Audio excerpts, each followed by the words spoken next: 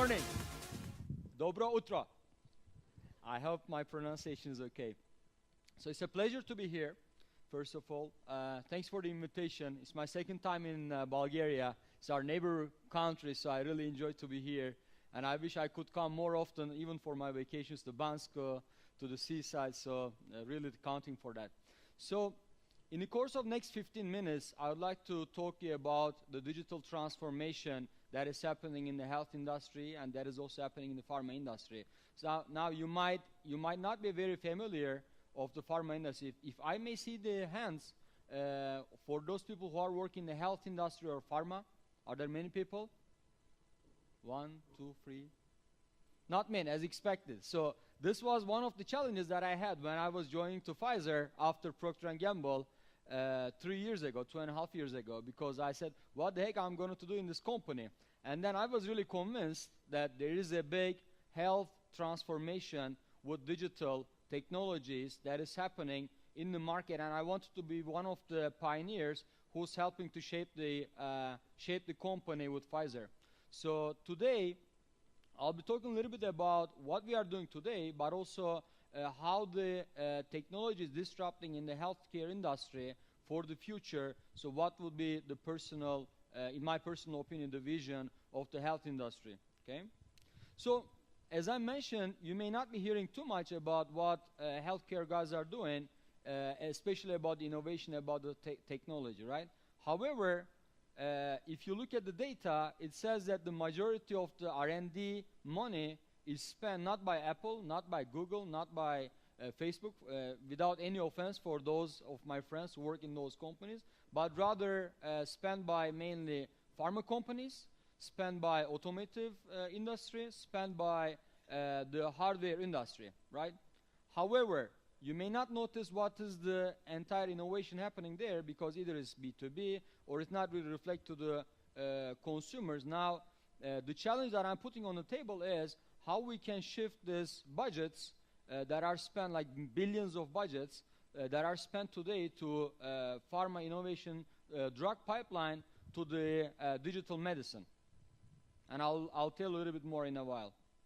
Now, if you might hear from also your friends who are working in the health industry, there are really big moves in the climate. So big changes are coming in terms of the patient needs, our doctors' needs, the treatment types, the drug portfolios, the government pressures on the pricing. So therefore, huge transformation, which is resulting into many different reactions that are kind of supported also by new business models, new technology ways of connecting with our customers. And with that, I believe that a strong wave is coming for us. And this strong wave is going to really disrupt the entire industry. Now, looking back, if you would recall what has happened to the photography industry, not long time ago, Kodak really got bankrupted, right? One of the giants of the photography industry got bankrupted with the digital technology, right? And look at what is happening right now. I think with WhatsApp, with Skype type of technologies, GSM operators are shaking with what is going to happen to next to them, right? And I think right now, the healthcare industry also is thinking what is next for them, because with the amount of the disruptive technologies in our domain, I believe that we need to really find ways to surf on this wave. Otherwise, we'll be just down in the water like Kodak. Now, what we are doing today is our main job is basically being able to better promote our medicines, our portfolio to the doctors. So far, multi-channel marketing in my world has been more about talking with the doctors through reps, through the sales reps before. And now we are doing it in a multi-channel environment as the customers are changing, because our doctors, our pharmacists, our patients are really engaged with other channels. They are consuming information from many other angles. So therefore, we are designing and implementing multi-channel marketing solutions.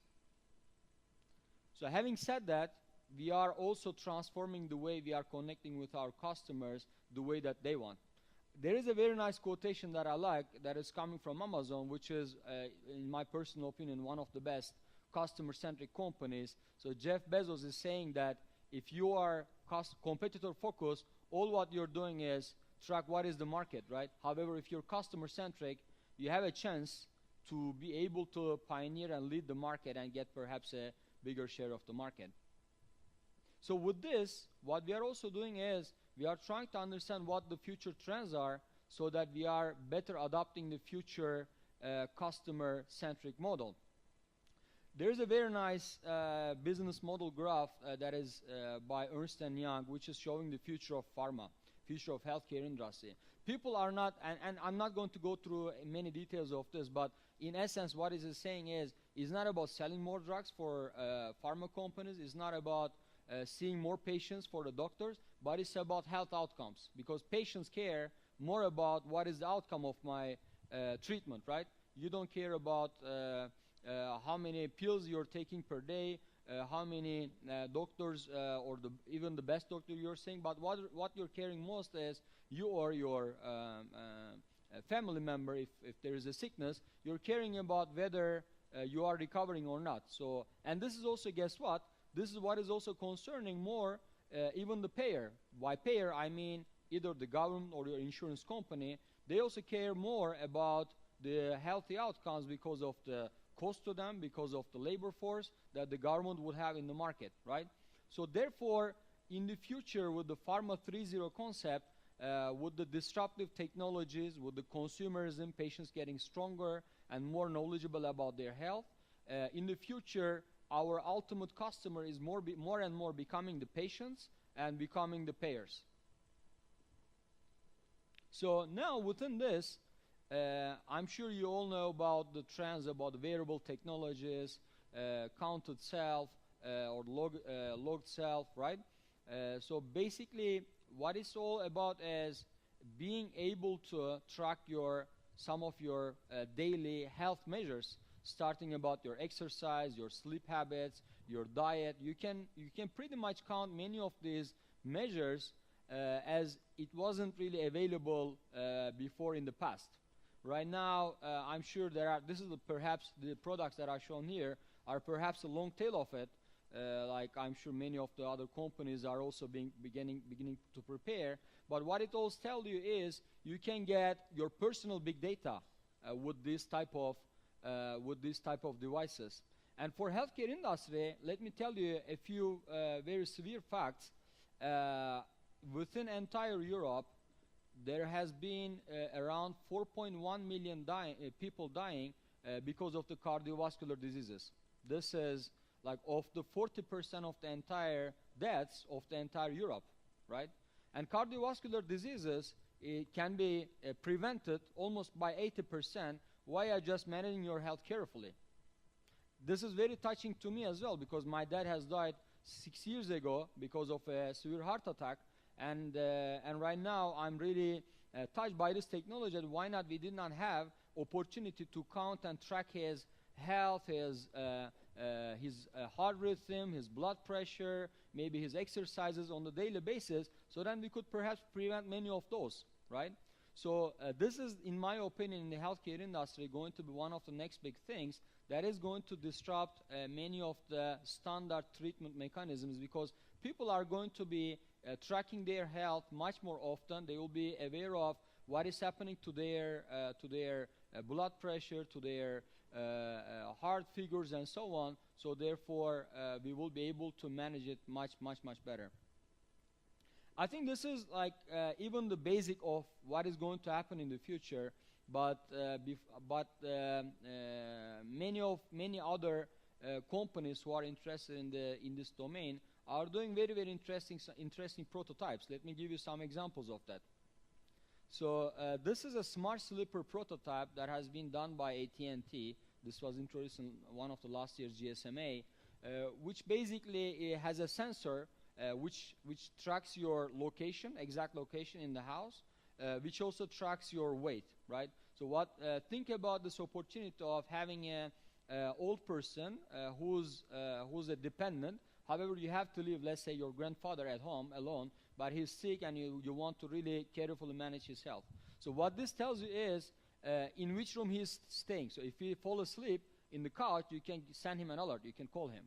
or if he's not really able to maybe eat his food on time, or maybe perhaps go to toilet, you could even measure his weight, and it sends some alerts to his doctor, to his family, and so on, so you can really take some precautions. Just some examples.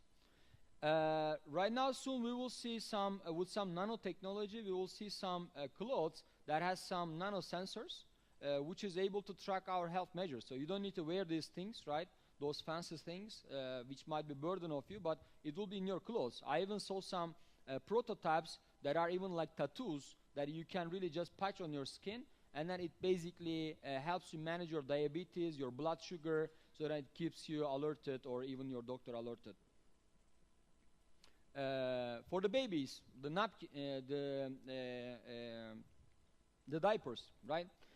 So for the diapers, if you put this, many parents are really engaged about their temperature, their hot toilet habits, and many of the other things that could be easily managed through some sensors for the babies who cannot talk, I mean, apparently, but these sensors can talk on behalf of your baby. Some smartphones that are enabling your diet in a better shape, because they can track your mood based on your some of the figures that gets from your body, so that can help you to suggest some foods based on your mood and your body figures. It's getting more scary. Your dentist can put a sensor in your teeth which is tracking your eating habits, right? So then before going to your dentist, you would maybe perhaps getting some alerts about, like, hey, you're eating too much sugar, and so on. Many more examples. I'm not going to count in this more, but all in all, I think with the amount of the changes that are upcoming is tremendously huge. So the entire telemedicine or digital medicine industry has been doing around $250 million revenue by these big companies that are in this industry with the hardware companies, and it's expected to be around 4 to 5 billion industry by 2018, which is just showing you the amount of the rise, amount of the increase in this business area is totally this is going to be totally disruptive. And in my personal opinion, we as the pharma companies, or we as the healthcare companies, if we don't adopt this change, we will soon not be really surfing on the water. Now, with all that said, you may ask that, I mean, it's not really available today. We just see some of those fancy devices, but all I would say back to you is today just ends for 24 hours. Thank you so much.